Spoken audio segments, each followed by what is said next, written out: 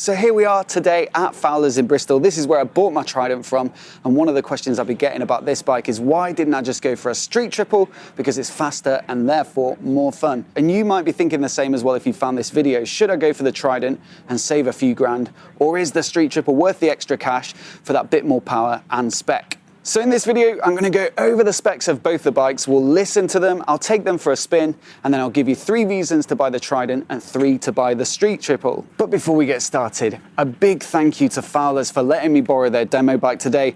Like I say, I bought my Trident from here and had great experience with their customer service. So if you do want to demo either of these bikes, I'm sure they'll be more than happy to help. I'll link to their demo form in the description of this video. So first up, specs on the Trident. It's a 660cc inline triple, and it's really built for like mid-range as opposed to that top-end rush that you might find on a bike that's geared towards more experienced riders. So 81 PS at 10,250 is a decent amount of power, especially considering it comes in at 189 kilograms wet, so it's a fairly light bike. Now they could obviously get a bit more top end out of it if it revved up a bit further, if it was tuned for that top end, but it's 66 newton meters of peak torque, produced at around 6,000 revs, so nice and low in the rev range, mid-range torquey feel to it, and that makes it super usable around town and for beginner riders who might not be out thrashing it at the weekends. I mentioned that weight of 189 kilograms wet, so super approachable, as is the 805 millimeter seat height. I'm about 5'9" and I find this bike really comfortable and easy to get both feet down either side. Now the price starts at £7,195 for the gloss white and the gloss black. You'll pay an extra 100 quid for this matte black version and the grey and red version.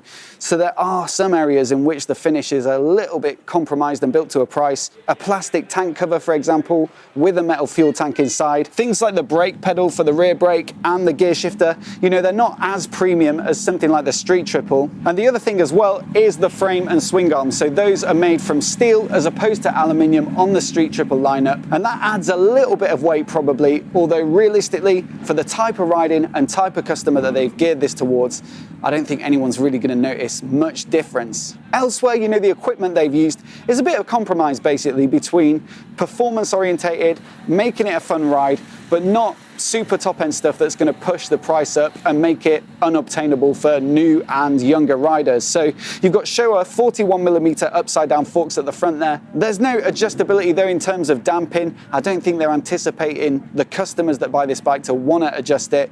And it's the same with the shock. So it's a simple Showa shock. It does have preload adjustability, so you can get the sag of the bike right if you're taking a passenger or riding solo, but otherwise, you know, a simple setup. Same story on the brakes as well. 2-pot Nissins, a pair of them at the front, on nice big 310mm discs, but it's not the fanciest braking spec you're ever going to see. But ultimately, if you're road riding, you're not hammering into corners, you're not doing lap after lap of a track and they're really heating up. You know, these have enough performance and feel for some good spirited road riding. The other plus on the handling front is the Michelin Road 5 tyres as well. That's a great tyre for the money and the price point of this bike. But where I think it excels versus the market and its price point is in terms of the tech. So you do get a road and rain riding mode. The rain mode's going to dull the feel of the throttle a bit, and also the traction control is going to be keener to kick in. But it's actually the dash that I think is the best feature of this bike. The top half is an inverted LCD display, so really punchy and visible for that basic riding data like speed, revs, gear position. And then beneath that, you've got a 2-inch TFT display that actually matches the functionality of the Street Triple RS in a much smaller screen size. So if you pay for the Bluetooth accessory module, you can access phone connectivity, music, podcasts, phone calls, messages, intercoms, navigation, and you can even control a GoPro if you so wish. It really is the standout feature of this bike for me, as well as the triple engine, which is unique in that affordable middleweight segment. So onto the Street Triple, and you might think that the best comparison for the Trident is the bottom of the range, the S model, which is really geared towards A2 riders with 47 horsepower, and then you can de-restrict it once you've got your full license up to 94. But in terms of the suspension, the braking, it's really very similar to the Trident. It just gets the aluminium frame and swing arm of this bike and the Street Triple aesthetic as well. But speaking to Triumph, they feel that the Trident, because it's designed for that market, it does a better job of serving them, and also at a lower price point. So I believe you might still see the S model in dealers for the next few months, but that's going to be the last we'll see of it. So in this video, I'm going to focus on the RS that I've got here, top spec, 10.5 grand, and then also I'll tell you about the R model, which sits beneath this in the range at 9,100. Both bikes get the 765cc version of their inline triples, so a bit more displacement, and it revs out higher. So both pretty much rev up to 12,000 RPM, and you've got a little difference in peak power, but it's roughly 120 horses for each bike, so a good 40 more than the Trident. There's more torque on this bike as well, so you get 77 Newton meters on the R version. The RS gets 79, and it's produced higher in the rev range, so up around 9,000 revs as opposed to 6 for this. And that means that you're going to have to push the engine more, you're going to have to rev it harder, you're going to be going that bit quicker if you want to get the most out of the triple on the Street Triple. As I said, you've got the aluminium frame, aluminium swing arm, so that does shed a bit of weight. 168 kilograms for the R model, 166 for this. You can't really compare the weights like for like if you look at the official specs, because they list a dry weight for this and a wet weight for this, so it depends on how much oil and coolant and brake fluid and fuel goes into that one. But I think realistically they're going to be somewhere near the same kind of weight, probably the Street Triple a little lighter, and the seat height is up as well, so 825 mil.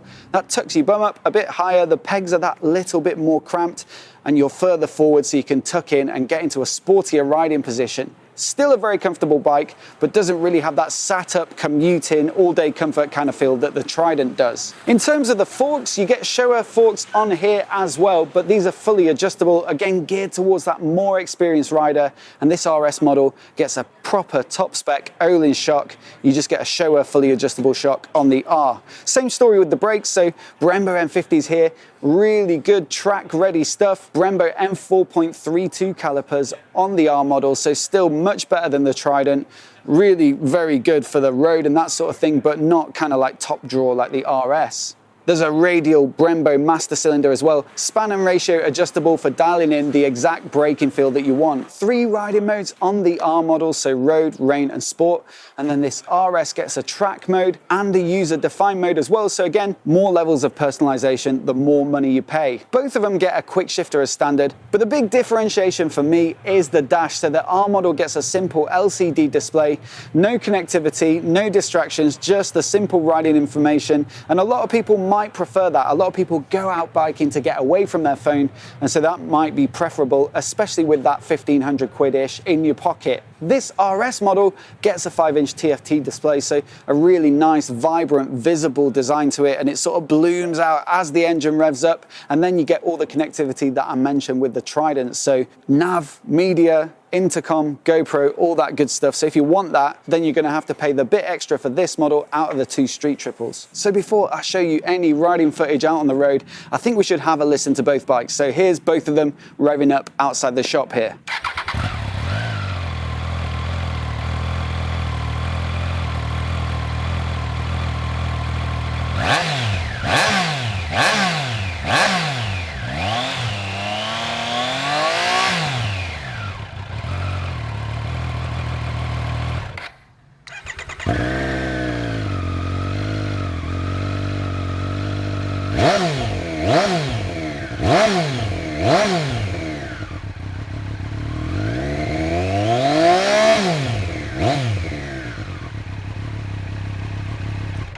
Both nice sounding bikes. Personally, I think the Street Triple edges it, but let me know what you think in the comments below. So I took the 2 bikes for a ride this morning, back to back. I've ridden the Trident plenty lately, so I took the Street Triple out first, because what I wanted to know is, like, of course, this is going to be the faster bike if you're on the track or something, but on the road where you're limited to 50, 60, 70, does this actually feel underpowered and limp after you've been on the Street Triple, which is clearly the more performant bike? So I did the exact same route, a bit of city riding out of Bristol, and then I found some B roads with some twisties and a bit of A road type work. Of course, this feels a lot more twitchy, the Street Triple. The brakes are sharper, the throttle's livelier. You can stick it in rain mode, but ultimately it's a more lively bike. The riding position is that little bit more sporty as well. So going out of town, actually, the Trident felt like the more comfortable, easygoing bike, easier to ride at those speeds with its slightly easier going throttle. As you get out of town though, and you hit those twisties and you're accelerating out of turns,